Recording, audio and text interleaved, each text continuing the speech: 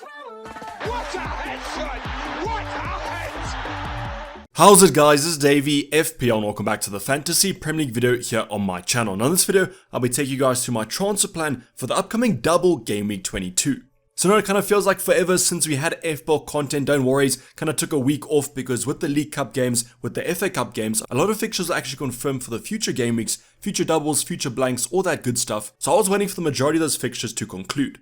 Now that has happened, we are sitting on Monday afternoon. I'm recording this video on Monday afternoon, so you guys should get the most up-to-date news as possible. Now if you guys are new to the channel or simply new to this transfer plan series, what I'll be going over in this video is my review of game week 21. I know it was kind of a week ago, still want to give you guys some closure on that game week. We can see if we got a red arrow, a green arrow, and how my players actually performed. Once that has taken place, I'll be giving you guys an update of the context of my double game week 22 squad before looking at my final transfer plan heading into the upcoming double game week. Now that's something I was interested in. Sit back, relax, and let's get straight into it. Now I already mentioned this in the introduction to this specific video, but the League Cup and the FA Cup games were quite integral to the future blank and double game weeks. Now in terms of the blank game week 25, that's going to be the one that's confirmed as of the game week 22 deadline, and the reason for that is obviously the League Cup final. Now we had the first leg of the League Cup semi-finals last week, but we still have the second legs coming up on Tuesday and also Wednesday. Now we have a rough kind of estimate of who will be progressing. Obviously Newcastle and Manchester United winning the first legs, so they will probably be progressing to the final. So in this specific video, I'll be kind of regarding United and Newcastle progressing to the final, and therefore I'll address blank game week 25 like that. But yes, things can change. Maybe Southampton have a comeback, Nottingham Forest have a comeback, and therefore we might actually have different blanks in game week 25. But I just want to put this out there because we still have some fixtures coming up this midweek, so please pay attention to those. But now going on to the game week 21 review, going to take a quick look at how my squad actually performed. Was it a green arrow, was it a red arrow, and how many transfers are we taking into the next game week? Now bottom right hand side, you guys can see it was a small red arrow to 255k places. I think it was something ridiculous like about a 5k drop, and that was because we scored 77 points. So any other game week, 77 points would have been pretty massive, but when you guys do look at my captaincy option, you'll understand where most of those points came from. Now how many points did you guys get in game week 21? Was it a good game week? Was it a bad game week? And where are you currently sitting at on the overall ranks? Finally, in terms of the bottom right hand side, a little bit of a spoiler for late in the video, 2 free transfers and 0.4 left in the bank. So I'll be detailing what I can do with those 2 frees at the end of the video. Now starting off on our bench department, and you can see Danny Ward, Ben White, Greenwood and Patterson, a nice binary bench. I thought you guys want to have a binary bench, 1 and 0 pointers. So at least this week I got my benching options correct. I'm going to bring in Kepa to talk about our goalkeepers. So Danny Ward with the 1 pointer versus Kepa with the massive 9 pointer. Was super happy to actually start Kepa against my side Liverpool. So no goals at the end of the day, so both goalkeepers got a clean sheet. Kepa with 1 save point, but Alisson with all 3 bonus points. Now what more needs to be said about Kepa, an absolute hero in our FPL squads over the past couple game weeks, so hopefully he can continue that. Taking on to our defensive department, we got Nathan Ake with a 1 point appearance. You guys might be asking me where that 1 point came from. So yes, City actually got a clean sheet against Wolves, probably the easiest fixture for them in terms of a clean sheet odds. But what happens? Nathan Ake actually gets benched. Now at least Nathan Ake actually came off the bench. When you guys do see Ben White would have been our sub on, 0 point appearance, so I'll even take a 1 pointer. Now the substitution appearance is a little bit weird. He actually came off at half time, but I just really wish that he started and came off at 60 minutes. But I guess what can you do at the end of the day? Pep roulette is always going to be brutal, but I'll be detailing some news about Nathan Ake's teammate Cancelo late in the video. We're then going to move on to Luke Shaw with another 0 point appearance. So between Ben White and Luke Shaw, whatever you guys did have, they both got the exact same score. Quite a high scoring game at the end of the day between United and Arsenal, and maybe a little bit expected to not come away with some defensive points. But I think the moral of the story is that we sometimes have these debates, Ben White versus Luke Shaw. It was kind of a 50-50 going into that deadline, but what does end up happening? Both get the same score. Now our final defender to go for, it's going to be Mr. Consistent. It's going to be Kieran Trippier, an 8 point appearance for Newcastle. He seems to be racking up kind of yellow cards, still gets bonus points. So yet again, more bonus points for Kieran Trippier. Now if you guys want to know why he's kind of racking up all these points, it's because he's on all set pieces. So every time he takes a set piece, Newcastle win the header. It's classified almost as a big chance created, and that's why he's racking up these bonus points in every single fixture.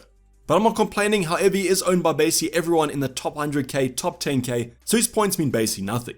Then moving on to midfield department, and definitely a player that I was hoping for some points because their points do mean something. It was going to be Kevin De Bruyne with only 6 points. Now I say only 6 points, but I guess over the past couple of game weeks, that's going to be a massive haul for Kevin De Bruyne after his 2 and 3 point appearances.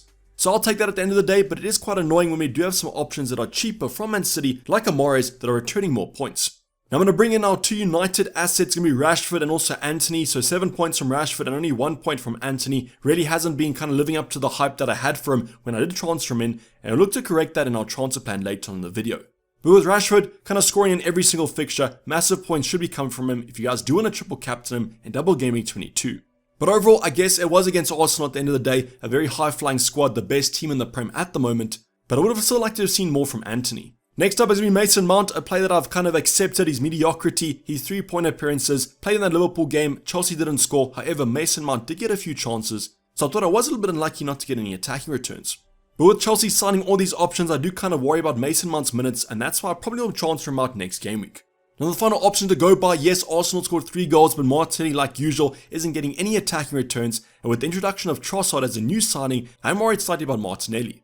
But still, on the eye test, still looks pretty fine, just wish he got more attacking returns.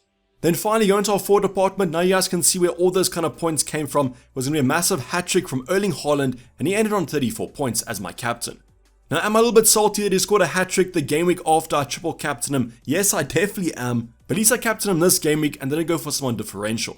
But if you guys did go for someone more differential, yet another reminder here that if you don't captain Erling Haaland, the punishment can be pretty bad, but I guess it is a risk for reward situation. Talking about those kind of differential captains, I do know Harry Kane was actually one of them. He ended up with 6 points against the Fulham side. So yes, Harry Kane has been kind of ticking along nicely, hasn't been as explosive as I probably would have wanted him, as Spurs aren't playing well at the current moment. But as you guys can see, in terms of our starting 11, 77 points total, wasn't the worst game week in the world, but definitely not the best game week, and I was going to leave us on a slight red arrow. But let me know how you guys got on in game week 21, how many points did you end on, and where are you currently in the overall ranks? Now before we get on to the actual transfer plan, I want to give you guys some context of what I'm currently dealing with in terms of my double game week 22 team. Now why I do this is that I think it gives you guys some more information. If you are new to the channel, you might not know my exact team selection, and that's why it is always nice to give you guys some background, just like it's your own team. So bottom right hand side, yet again, another reminder, 2 free transfers and 0.4 in the bank, but let's go over my current team selection.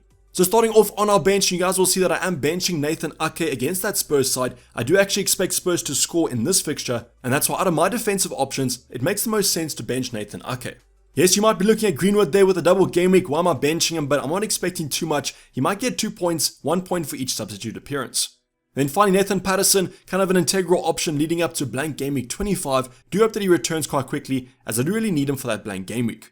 I'm going to bring in Kepa here because I always like to go over my kind of goalkeepers together. We got Kepa against Fulham at home, whereas Danny Ward has Aston Villa away. So on paper, then yet again, I will be going for Kepa. I could always go for Danny Ward, but I just feel like I trust that Chelsea defense slightly more. Then go on to our backline, and the reason I am benching Nathan Ake, got Ben White, Luke Shaw and Trippier, all with relatively fine fixtures. Obviously Luke Shaw with the double game week. Now I am slightly worried about Luke Shaw, hasn't played any of the kind of midweek football, FA Cup football because of illness. So I really do hope that I do see him in the squad come that second fixture of the League Cup semi-final.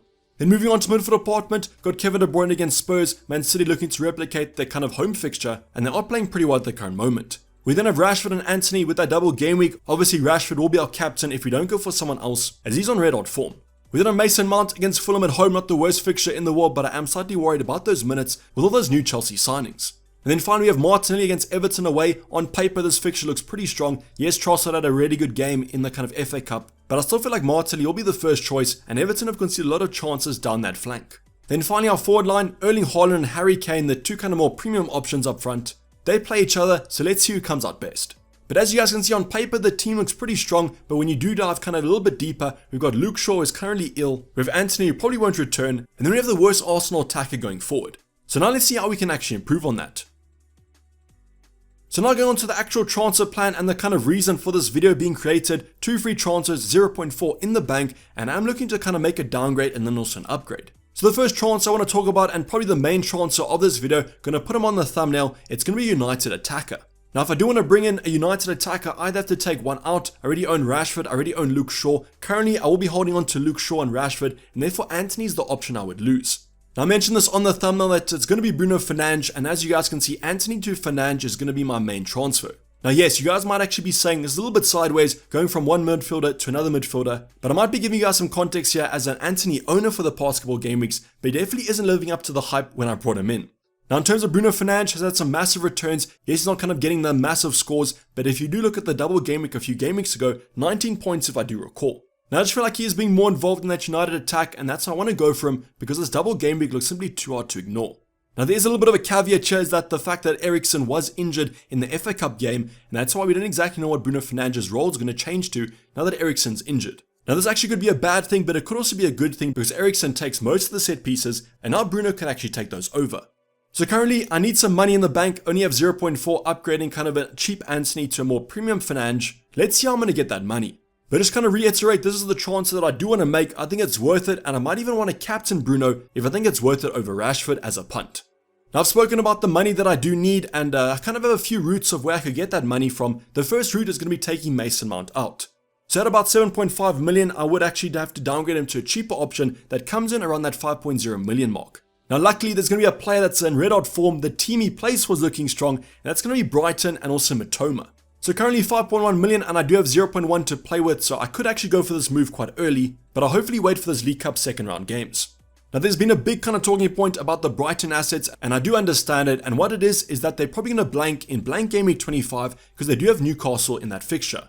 Now obviously Newcastle could progress on Tuesday. They do face Southampton in the second leg, currently 1-0 up, and if they do progress in that League Cup, they will blank in game week 25, and therefore Brighton also blank.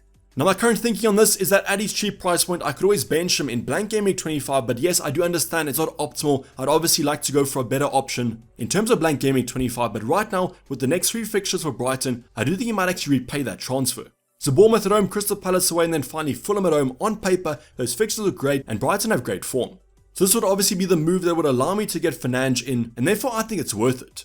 But you guys can leave in the comments down below, do you think this is actually worth it to go for? Is there another option at that 5.0 million mark that you would look at? As right now, I've considered all the options, and I think Matoma is the red hot option. But now going over another kind of rotation that I could actually make, so just remember that the Bruno move in for Antony is going to be the main move. Instead of going for maybe a Mason Mount to Matoma, I could also do a De Bruyne out. So yes, De Bruyne, the kind of premium midfielder from Man City, very expensive option, not really living up to his price tag. I could always take him out before game week 22. Now the player I would actually look at to bring in for Kevin De Bruyne, because I have a lot of money to actually splash there, it's going to be Bukayo Saka from Arsenal. So both these two options actually have a double game week. In game week 23, we have De Bruyne who has Aston Villa at home, Arsenal away, and then we have Saka who has Brentford at home and Man City at home. Now I want to kind of skip around quickly because I want to show you guys the transfer I would make next game week if I do go for De Bruyne to Saka. Now that transfer I would go for is Mason Mount out, so I would give Mason Mount that Fulham at home game. I would then take him to Riyad Mahrez and then complete my Man City triple up. Now the reason I'm doing that is obviously Man City have a double game week in 23, so do Arsenal, so therefore I'm completing kind of the triple up in Arsenal and Man City in 2 game weeks. Now I'm going to hop back to the previous transfer of De Bruyne to Saka, and the reason I would go for Saka over Mahrez for game week 22 is that I do prefer Saka's fixture against Everton away. Now I know what you guys are probably saying, Mahrez has scored in the reverse fixture 2 weeks ago. He got a massive 17-pointer against Spurs at home. Now I know that he got that, but I just prefer Saka against Everton away, even though they do have a new manager of Sean Dyche. Now I guess the big question mark about this is going to be, is Riyad Mahrez better of an option in FPL than Kevin De Bruyne? I'd probably argue yes, but I still feel like Kevin De Bruyne has a hole in his pocket. So this transfer could be an option to go for. I think it gives me more flexibility in terms of kind of the value spent, but if Liverpool do get an upcoming double game week, it'll be harder to get Mo Salah in as an option.